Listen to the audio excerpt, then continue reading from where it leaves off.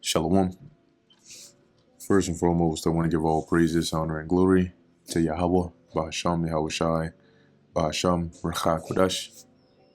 Double honors to the elders and the apostles of Great Millstone, and peace and blessings to the elect.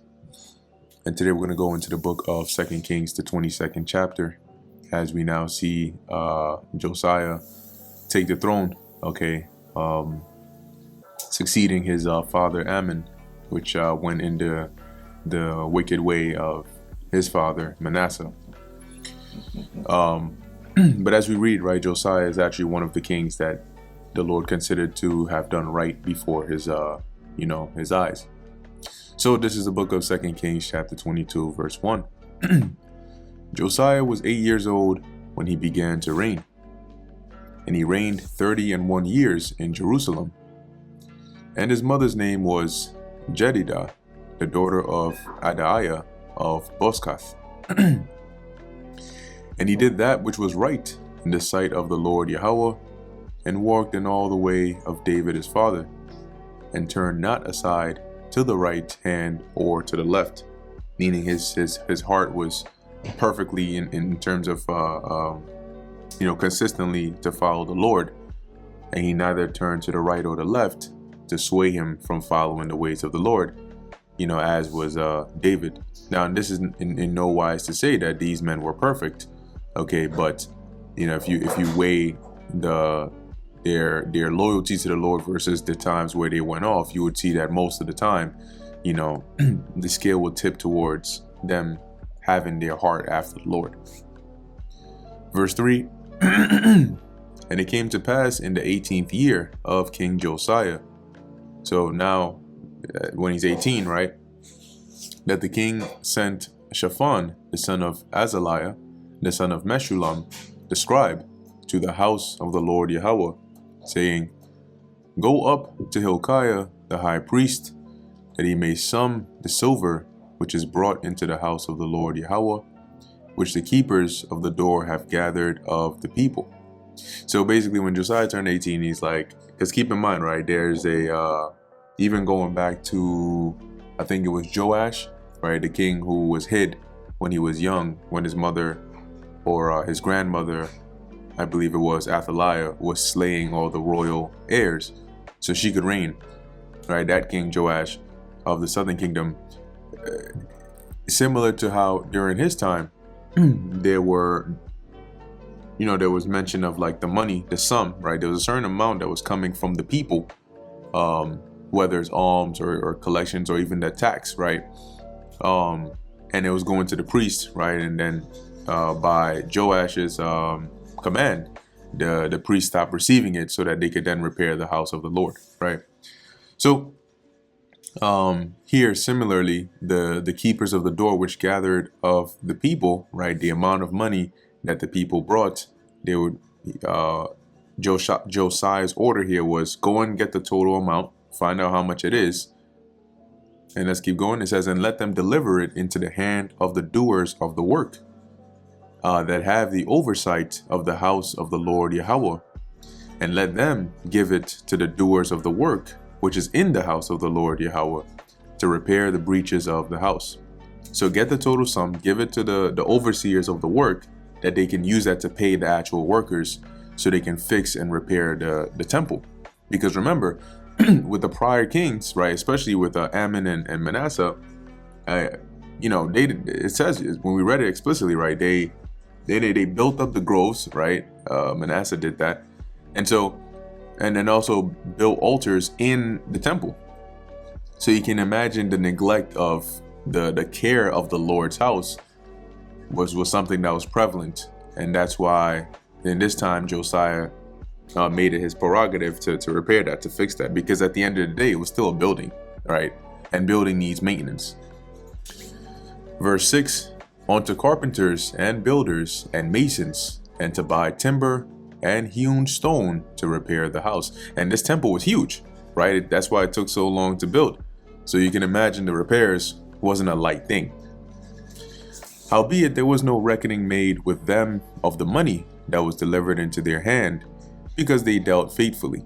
And the reckoning here meaning to get like records and receipts of, how much did you spend here and what did you use this for, because they trusted them, that, hey, these men, they're not going to cheat the Lord, right? They're not going to try to steal money or anything like that. And so they didn't need to do all of that. Verse 8. And Hilkiah the high priest said unto Shaphan the scribe, I have found the book of the law in the house of the Lord Yahweh. And Hilkiah gave the book to Shaphan, and he read it. And Shaphan the scribe came to the king, and brought the king word again, and said, Thy servants have gathered the money that was found in the house, and have delivered it into the hand of them that do the work, that have the oversight of the house of the Lord Yahweh. And Shaphan the scribe shewed the king, saying, Hilkiah the priest hath delivered me a book. And Shaphan read it before the king. And so he went to do the king's task, and then he reported back and said, hey, in addition to, it looks like this book of the law was found. And so he read that book of the law before Josiah. And it came to pass, when the king had heard the words of the book of the law, that he rent his clothes, because having heard of the laws, statutes, and commandments, and seeing that this is something that Israel is not doing right now. So we're basically cooked, because the judgments of the Lord are about to come upon us. And so he rent his clothes, right? He was pretty stressed. And the king commanded Hilkiah the priest, and Ahikam the son of Shaphan, and Achbor the son of Micaiah, and Shaphan the scribe, and Asahiah a servant of the king's, saying, Go ye, inquire of the Lord Yahweh for me, for the people, and for all Judah, concerning the words of this book that is found. For great is the wrath of the Lord Yahweh that is kindled against us, because our fathers have not hearkened unto the words of this book, to do according unto all that is written, or which is written concerning us. So he said, go and get, go find a seer or somebody, get me some answers, because at this point, it seems like it's just a matter of time before this judgment comes upon us. Verse 14. So Hilkiah the priest and Ahikam and Achbor, it's an example. It's kind of like, say you have been eating a certain product, right? Certain food, and for a good amount of time now. And you just find out that, hey, this is actually, something they put in rat poison to kill rats or something like that. And immediately you're like, you're immediately getting yourself and everybody else to a doctor to get checked, because you're like, I've been eating this joint for breakfast, lunch, and dinner, and I'm sure had I continued, or even now, I'm probably at a point of falling ill or something like that. So, let's go and find out what's going on here. Right, just a similar example here. So Hilkiah the priest, and Ahikam, and Achbor, and Shaphan, and Asahiah went unto Huldah, the prophetess, the wife of Shallum, the son of Tikvah, the son of Harhas, keeper of the wardrobe. And when you go into that wardrobe, it goes into more like the temple garments and so on and so forth. And let's actually look up the interlinear here and see if they give us any extra context on that wardrobe. All right, but God, and it says here, well, one definition is treachery, deceit, but that wouldn't make sense for this context, right? For the way the verse is worded. And then you have garment and clothing, right? So if we look here, I believe it was the NLT, right? It mentions here, so Hilkiah the priest, Ahikam, Achbor, Shaphan, and Asahiah went to the new quarter of Jerusalem to consult with the prophet Huldah. She was the wife of Shallum, son of Tikvah, son of Harhas, the keeper of the temple wardrobe. And the new quarter is here, the second quarter, or a newer section of Jerusalem, and that is the college that you read of here. Now, this prophetess Huldah, right? There's not much information about her, or at least that is mentioned here, but from inference, right, you can see that typically you had women that if a woman was called a prophetess, one example would be that maybe she was the wife of a prophet, right? Another could be that she was probably one that received a lot of prophetic dreams of that sort. And so she would be able to tell those dreams. And maybe the Lord even blessed her with a degree of wisdom to understand those dreams, to be able to, give the people information such as Huldah, right? That could be one example case here. Nonetheless, it does not mean that she is a prophet as in the office of the prophets, right? Because technically anybody can prophesy, but it doesn't make them a prophet, right? And prophesy just means you say before. So having a dream of something that would happen in the future and telling that, technically that's a form of prophesying. And an example is King Saul. King Saul prophesied with the prophets, but it didn't make him a prophet. Okay.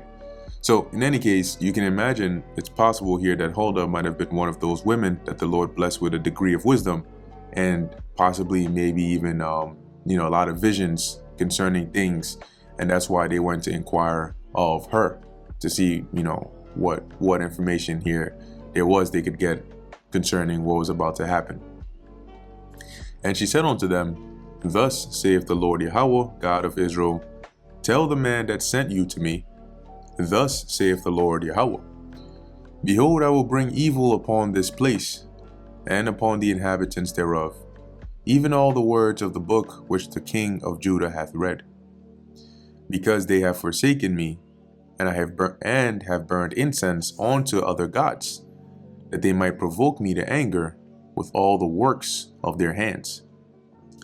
Therefore my wrath shall be kindled against this place, and shall not be quenched. But to the king of Judah which sent you to inquire of the Lord Yahweh, thus shall ye say to him, right? Referring to Josiah here. Thus saith the Lord Yahweh, God of Israel, as touching the words which thou hast heard, because thine heart was tender, and thou hast humbled thyself before the Lord, when thou heardest what I spake against this place, and against the inhabitants thereof, that they should become a desolation and a curse, and hast rent thy clothes and wept before me, I also have heard thee, saith the Lord. Behold, therefore, I will gather thee unto thy fathers. This means that you're going to die, and thou shalt be gathered into thy grave in peace, and thine eyes shall not see all the evil which I will bring upon this place. And they brought the king word again. And so, reading this, as we read, we'll find out about how Josiah, which we already went into that. I think we might have touched on that in one of the books around the time of the Babylonians and the death of Josiah. But what's interesting about the death of Josiah is that it almost seemed weirdly deliberate, right? Because the king of Egypt, right, Pharaoh Necho, I believe was the second, was trying to pass through the territory of Israel to go and help the Assyrians against the Babylonians at Carchemish.